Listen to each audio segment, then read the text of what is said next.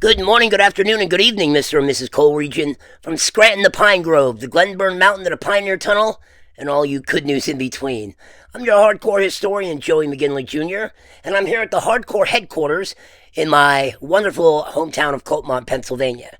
Today we're going to be going over the first Indian artifacts of the 2023 season for my first all-day excursion.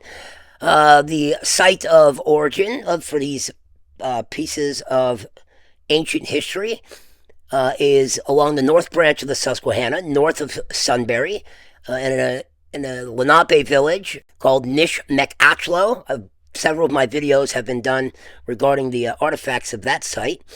But before we get into things, I would just like to make one thing perfectly clear. This is a show and tell. It is not a discussion. It's not a debate. This is a dictatorship, and I rule with an iron.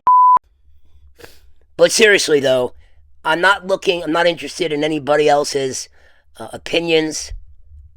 Well, I guess that's kind of rough. I am open to constructive criticism. I am totally not interested in people who are just plain old ignorant. In this video, we're sharing my assessments of the artifacts, but we'll be backing it up with reference material. I have several reference guides that I use. Most of them are written by Dr. Warren K. Moorhead, who is an authority. He has several books, and that's what we'll be using, several of his books, amongst others, for our reference guides.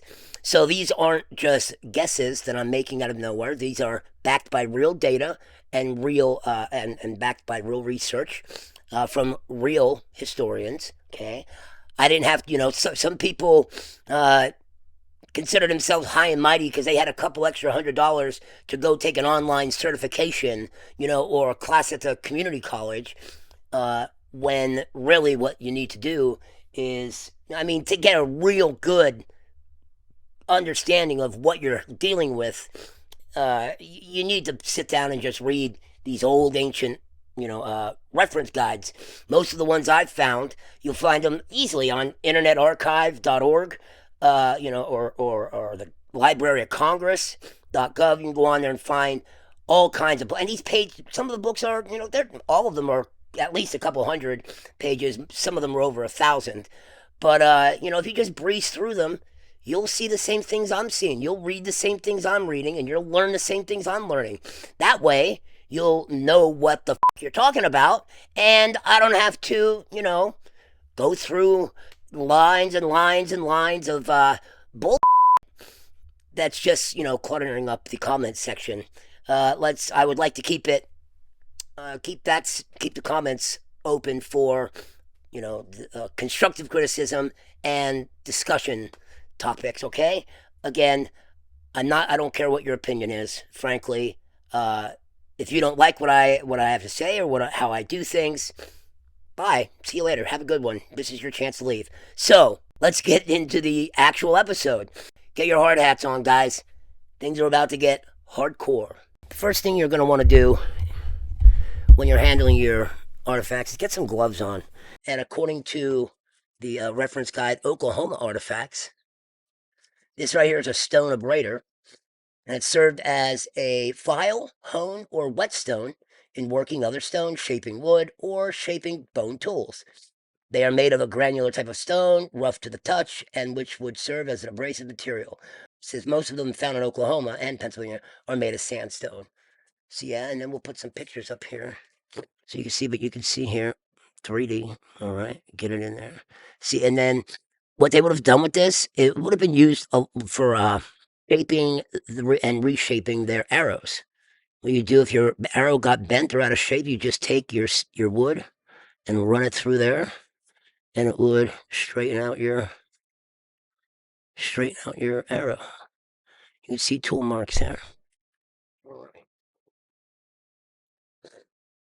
Next thing we're going to take a look at are what are commonly known as milling stones, or mortars and pestles. So we got a pretty big one here. So if you're just looking at this from up above, yeah, it looks like a flat rock. But you gotta look at the dimensions, you gotta see that's a smooth bowl there.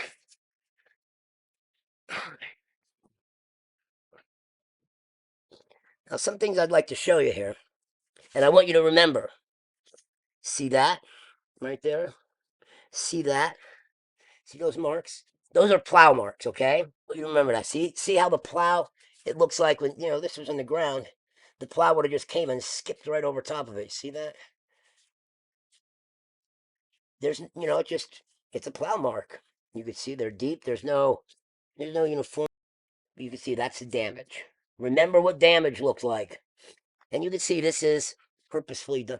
You can tell that Nish was a decent sized town because this is probably, let's see, one, two, three. This is the fourth milling stone, metates, whatever they call them. This is the fourth one I found at Nish. And this one's pretty big here. And then I found this there, the pestle. Okay, now this one here, you can see has been worked. The pecking.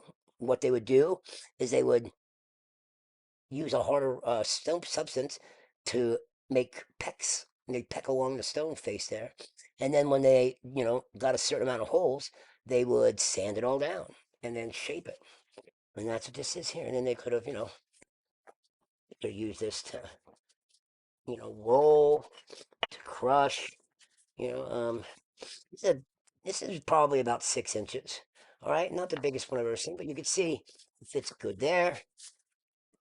And you can see here too that this has been worked. You can see stone tool. See the pecking there? See the pecking? See the flat dimensions of it? See how flat it is there? How flat that is. It's flat the whole way around. And then here, doesn't have an edge. Some do, some don't. This one doesn't because they could just crush whatever and right into the bowl they're using. Milling stones are common artifacts. The milling stones or milling basin, frequently called a metate, was used for grinding seeds, corn, or other vegetable products into flour or food. Specimens are more frequent at sites after the appearance of agriculture and pottery, although they also occur on older sites. Milling stones are normally large flattened rocks of considerable weight, which have a shallow or deep basin-shaped depression in one or both sides. They were used in conjunction with a handstone or a mano to grind seeds or grain. Whole specimens are less frequently found than broken ones. Classifications of milling stones or grinding basins is not standardized, but some general suggestions can be made. The variation, the term metate, is derived from the southwestern Mexico. It refers to a corn grinding stone still available in Mexican markets.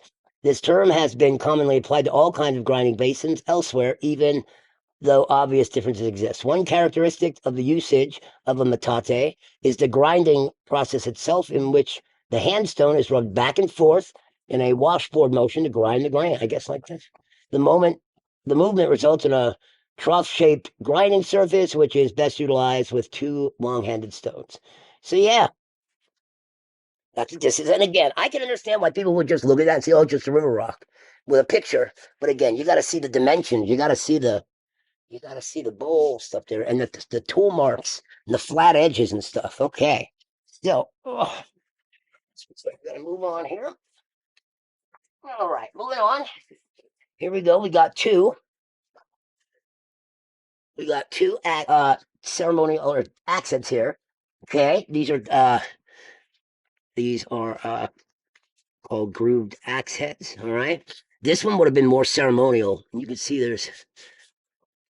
Okay, so the Native Americans, the Lenape along the Susquehanna, they had three main colors they would use. They'd use white, they would use black, and they would use orangish red. Okay.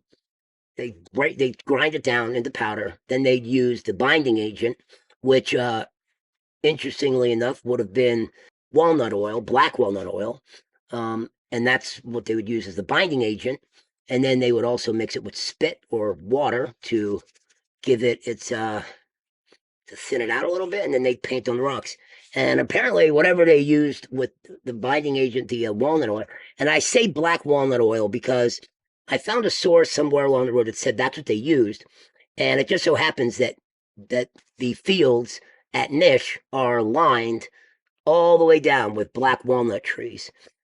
So apparently the oil was good for a binding agent because it's still here, a couple hundred years later. Now here, okay, so some people might say, oh, that's just a river rock. It is a fact that the Native Americans would walk along the river and find rocks in the general shape and size of which they wanted to have their object made, and that way it would make it easier for the tool, the stonemason or the stone artisan. Uh, yeah, but you could still tell, like, see how flat that end is there. If you look along here, see all the pecks, all the peck marks. Yep. See that this whole surface here is pecked and ground. All right. And I say this is a ceremonial because it has a very dull edge, but it's made of sandstone. Or no, this might be chert. I can't really tell. I can't tell the difference in the colors because I'm colorblind. I can't see them. This looks like gray, but I might be wrong. It's either chert or sandstone. Either way, they don't make for very good weapons, and the paint on it also signifies. Okay, moving on to the next. Now, this one here, I'm on the fence on. I believe that this right here would have been a war axe. And the reason I believe that is because it's made of a completely different material, basalt. Okay, and basalt, first off, is uh, is a type of rock that is not native to the area. As a matter of fact, according to the book Rocks and Minerals of Pennsylvania, and basalt in small amounts near Jonestown in Lebanon. Small amounts, you hear that? So Jonestown in Lebanon is approximately, well, let's see, about 60 miles as the crow flies from where this was found, and it would be downstream. So it had to make its way up there. Okay, so it's a rock type not native to the area. This is another grooved axe, and if you could see here, what they would do is they would have a wooden pole, all right, and they'd drill a hole through it in the middle of it. They'd fit this end through the hole. All right, if you look here, see the way that's cracked there? That's because there would have been that's damage or something. That's where there would have been a notch there, and with the hammer in the pole, with the hammer through the hole, all right, they would tie the bindings. All right, they would use the leather bindings, and there would have been a groove right there. All right, see, there's a groove there on that one. There would have been a groove right there to to fit the bindings through, so they wouldn't fall loose. And I would say this is a warrior axe as opposed to a ceremonial because one, it's made of one of the hardest substances you can find in Pennsylvania. Okay, but it's not a wood axe because it doesn't have the tapered edge. All right, it has a blunt edge, which is better for cracking skulls. If you have a sharp edge, all right, and you take your axe and you bury it in your enemy's skull, there's a good chance it's going to get stuck in there. And you're not going to be able to get it out, and then you're going to be without a weapon. But with a dull edge, what it does is it just makes an indentation in the skull. It's just as effective. Putting a 3-inch indentation into someone's skull using a dull edge will have the same effect as driving a sharp one through, and you also don't have to worry about losing your weapon. So yeah, that's a pretty neat one. All right. It's not every day that I find weapons like that at Niche, by the way. All right. Moving on. Let's check this out here quick. Neat little effigy, okay? And it's a dog. It's a dog effigy. Now, this might not look like your normal dog, okay? But you can see he's sitting. There's his hind legs. There's his snout. There's his eyes, all right? And you can see it's been worked. And you see the hind leg there. See that? That's been pecked. Now, first off, I say it's a dog because, I mean, there aren't too many other, I can't think of too many other animals out there besides canines that sit like this, all right? Two, and I'll put a picture here on the screen, but the dog breeds that the natives had are totally unlike what we have now. They were the ones that they had were more like ratty looking. They were more, you'll see here in the picture. Like, it's really hard to explain. Okay, but they did.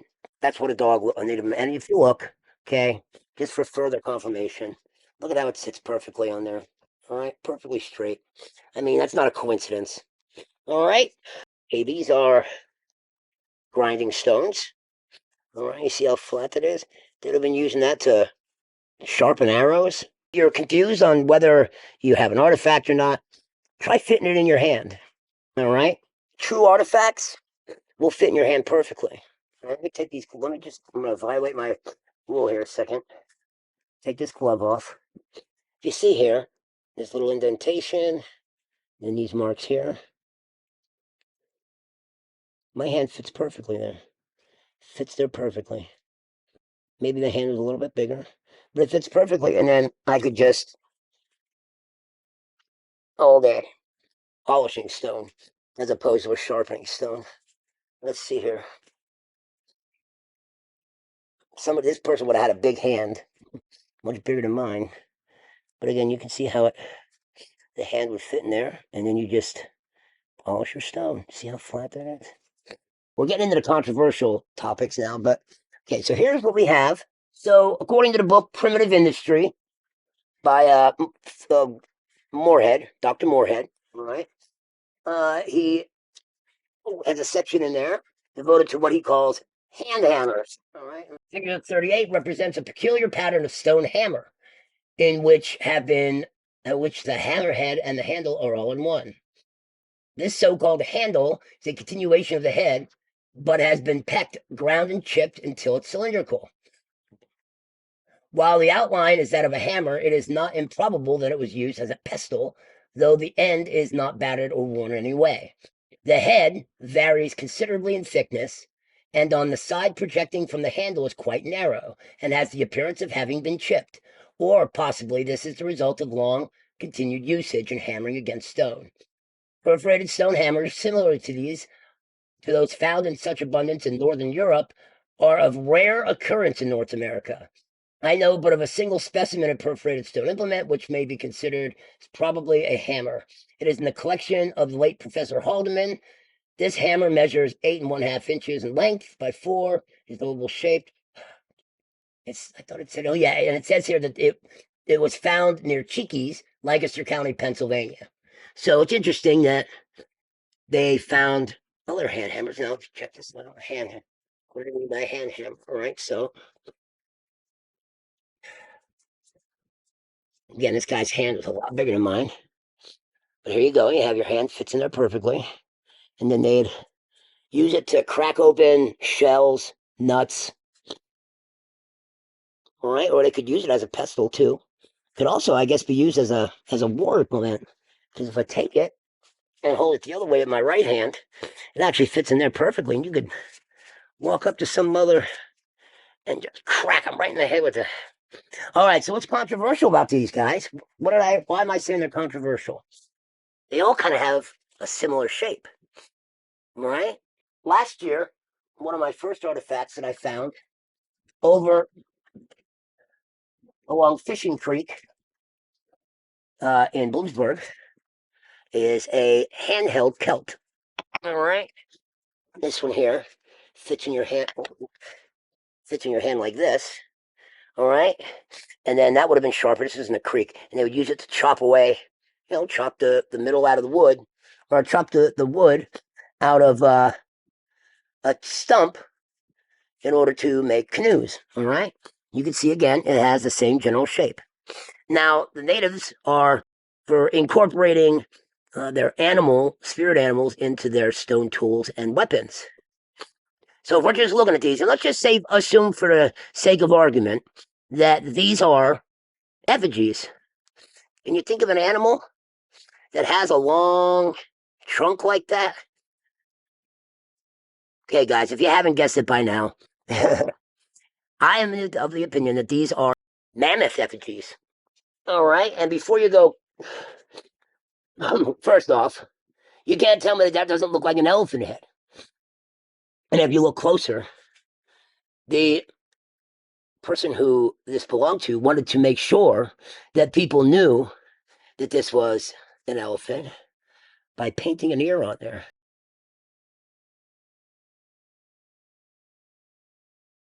right in the right spot. Now, I'm not the only one finding these guys. These are being found all over the country, and people are. There is some damage to this one. But this is my mammoth hand hammer. Now, what makes me think that these are older, first off, I found this in the same creek that I found my Clovis tip, okay? So what makes me think that these are older is, one, there's a lot of water wear on that one. But, I mean, how would they have known how to carve the likeness of a mammoth or a mastodon without ever seeing one? Now, there is a controversial book on the matter called the Lenape Stone, in which it's argued that a stone tablet that was found somewhere, I think in Pennsylvania, depicts Native Americans killing a mammoth, swarming a mammoth. With another hand hammer here. All right. This guy here obviously has a bunch of paint on it. But at first, if you just lit over like that, you might not think anything of it. But if you look again, it fits perfectly. See the hand right perfectly in your hand. And you can sit there and, crush up and break stuff up all day. All right. Now, what else is interesting with that? You see the paint? What caught my attention was the swivel on the end there. See that swivel? That's a long tail. And if this is an animal, there aren't too many animals in Pennsylvania that have swirly tails like that. But I believe that I found a design motif that is comparable out in western Pennsylvania.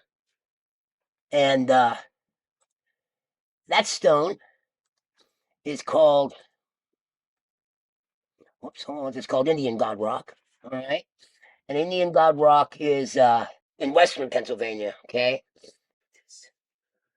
Down like that. One of the photos has an animal with a long tail on it, like right here. If you look at figure A, has the same. If you look here, it has the same. See how the body comes around, right? And there's the head, right? Tail goes all the way around. There's the legs, right? Still don't know what else is on here. This is obviously something here. I don't know what that is. That looks like a sun to me. Let's see it. Doesn't that kind of look like a sun? Oh, no, I can't get it to focus. It does kind of look like a sun. Now, what's interesting about that is on Indian God Rock, there is a similar, that I just realized looking at right now, is a extremely similar motif on Indian God Rock out in western Pennsylvania. As you can see right there, this is kind of similar to the other design on there. And just, that's interesting. I just noticed that. So yeah, that's what I think this is. I think this is a panther. So according to the books, they say that this is a panther with the long tail. Could be a mountain lion too, I suppose. And again, the paint. Some people say, "Oh, that's just plow marks." Okay, plow marks again. Again, plow marks. Those are plow marks. They dig in. This paint sits on the surface. Let's see here.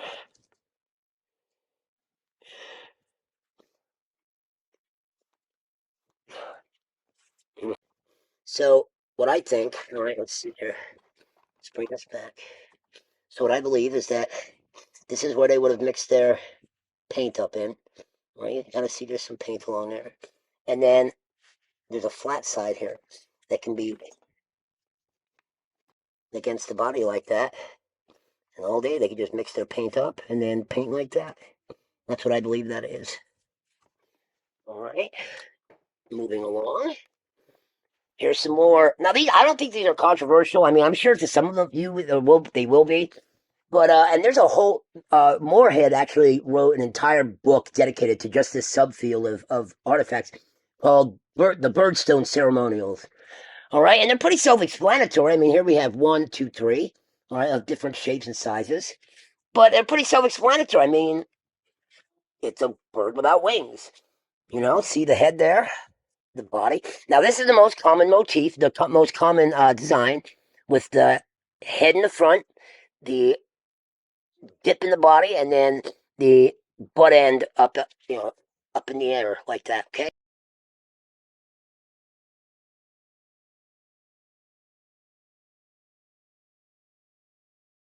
But there are other examples that I found that are just like this and just like this. Again, you can see that's a bird.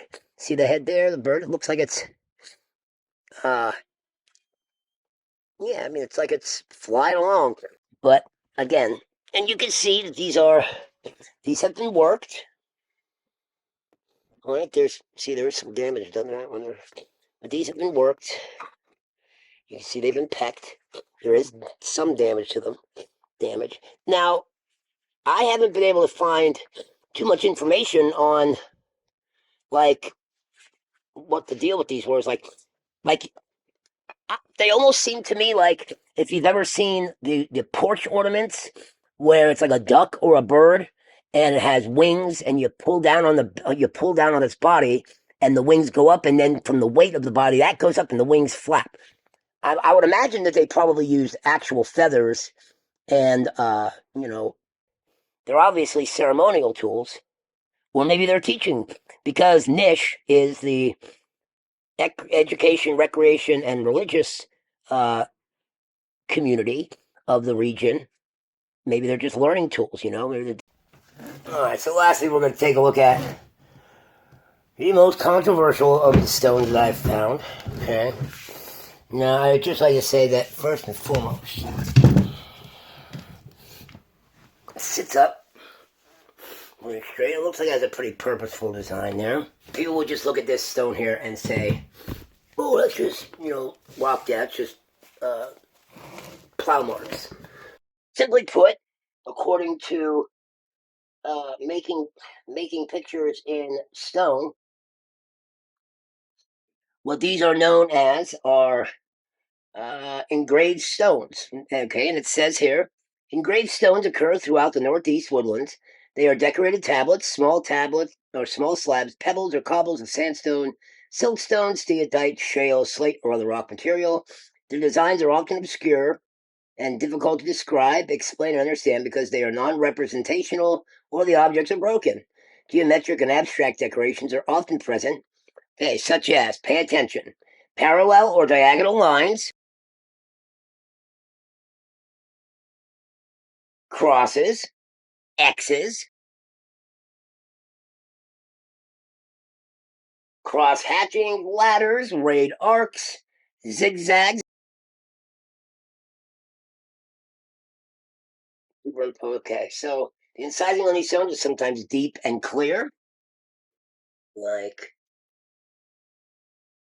like so, or sometimes it's hard to, or but at other times it's so fine it's difficult to see, and some may present a challenge for researchers to comprehend and interpret.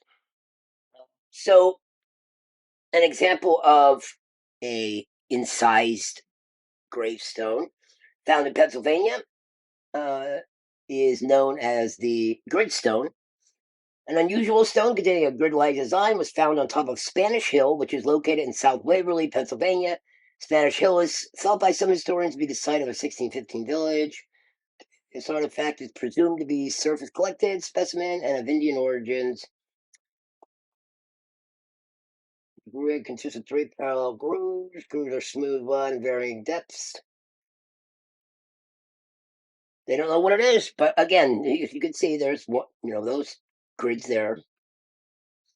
Now that there looks a little bit different. Now the best other examples of similar stones. Now that's similar as in like the actual, like the carving, the petroglyphs on the rock. The design is the designs aren't without precedent in Pennsylvania as well. As a matter of fact, last time I was at the Pennsylvania State Museum, I got to check out some of the plaster casts of the Walnut Island petroglyphs, and some of them are similar to this.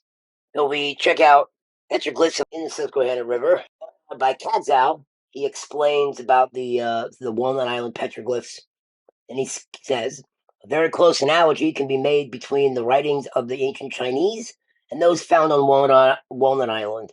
Several learned Oriental scholars have examined these figures and have interpreted their meaning in Chinese.